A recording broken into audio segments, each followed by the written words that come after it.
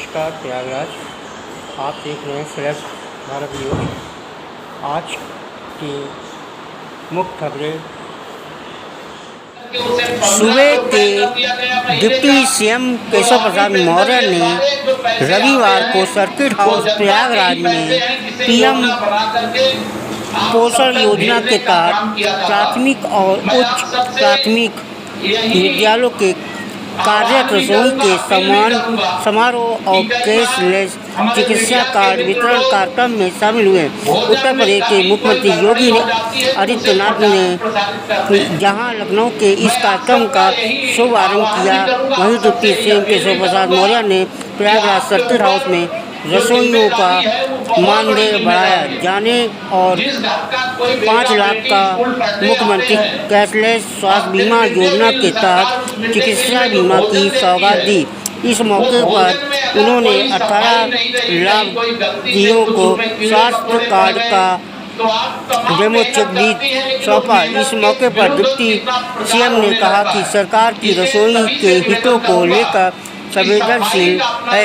यही वजह है कि शिक्षक और शिक्षाकर कर्मचारियों के बाद अब रसोई को भी मुख्यमंत्री कैशलेस चिकित्सा योजना का लाभ होगा।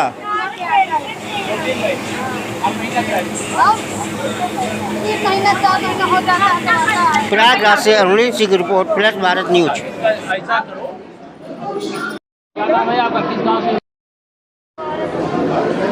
प्रसन्नता है। कुछ माताओं बहनों को मैंने बातचीत किया, उसमें कुछ विडो महिलाएं भी थी, तो उनको मुख्यमंत्री आवास योजना का लाभ नहीं मिला था, वह लाभ भी उन्हें मिले। और एक विडो महिला के नाते जो पेंशन उनको मिलती है वह भी 1500 रुपये महीने कर दिया गया, वह भी समय से मिले। ऐसी उनकी डिमांड थी, उसको भी पूरा कर दिया जाए। समाज कल्याण के शिक्षकों को नहीं मिला, रसोइयों को नहीं। समाज कल्याण के शिक्षकों के बारे में जानकारी हो गई है, माननीय मुख्यमंत्री जी अवगत हो गए हैं।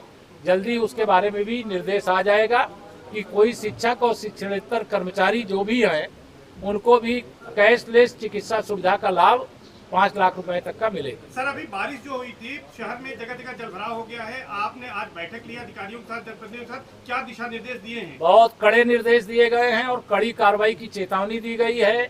जो समस्या आई, प्रयागराज के विकास का गुणगान प्रयागराज ही नहीं, प्रदेश ही नहीं, देश ही नहीं, दुनिया के कई देशों में जो भारतवासी प्रयागवासी रहते हैं वह लोग भी करते रहे हैं।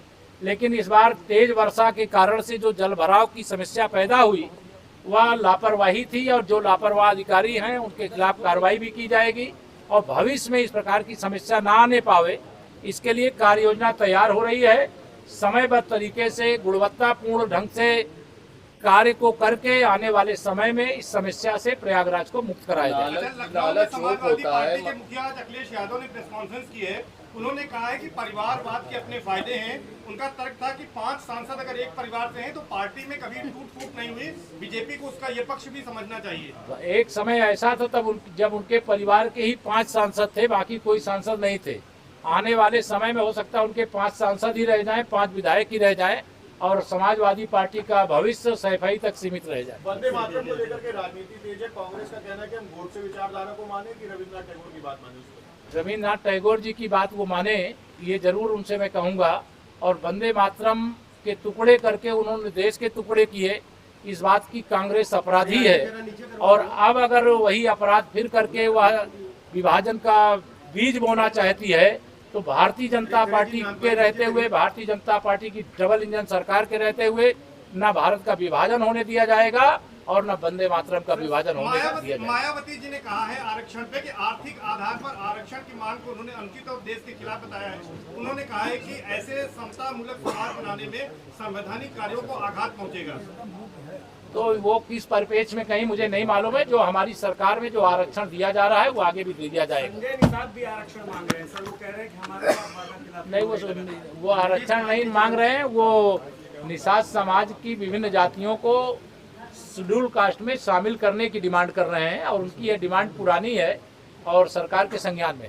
प्रयागराज में सर जल भराव को लेकर जिस तरीके से समस्या आई है, किसकी कमी रही आपने आज मैंने कहा जो कमी रही है उसकी जांच करा करके जो दोषी पाए जाएंगे उनके खिलाफ कार्रवाई की जाएगी। अच्छा, एक मामला यह है कि तमाम स्कूल जर्जर हैं, वहाँ पर अगर कोई दिखाने जाता है तो अब ये कहा जा रहा है कि FIR दर्ज होगी, तो क्या जो है एक तरह से प्रतिबंध लगाया जा रहा है कि नहीं, ऐसा कुछ नहीं है। हमारी सरकार में जो विद्यालय, चाहे आवासीय विद्यालय हो चाहे अनावासीय विद्यालय हो, जितना कायाकल्प किया गया, जितना सुधार किया गया है शिक्षा के स्तर में और जितना शिक्षा को महत्व दिया गया है, सपा की सरकार ने उसको बंटा ढार करके छोड़ा था।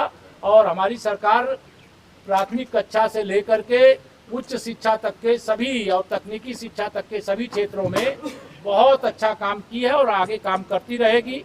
अगर कोई शिकायत होगी वो संज्ञान लिया जाएगा, उसका समाधान किया जाएगा। नाले चौक होने की सबसे बड़ी वजह जब क्लीनिंग होती है तो पॉलीथीन बहुत हैवी निकलती मात्रा में, उस पर हमेशा रोक लगाने की बात होती है, मगर पॉलीथीन अभी बाजारों में है और नाले चौक हो रही है और मंत्री विधायक खुद उसमें सड़कों पर आपके बांटते सामान दिखते हैं पॉलीथीन में हमेशा सोशल मीडिया पर। नहीं, वो सरकार के द्वारा रोक लगी हुई है। सिंगल यूज प्लास्टिक मुक्त उत्तर प्रदेश को बनाए रखने के लिए सबको निर्देश है, केवल जनप्रतिनिधि ही नहीं, एक नागरिक जिम्मेदारी निभाएं कि सिंगल यूज प्लास्टिक का इस्तेमाल ना करके जो सामूहिक रूप से बड़ी सामग्री के लिए प्लास्टिक के सामान की जरूरत है उसका जरूर यूज कर ले, लेकिन सिंगल यूज प्लास्टिक का उपयोग करने पे जुर्माने का भी, कानून का भी सरकार का निर्देश है।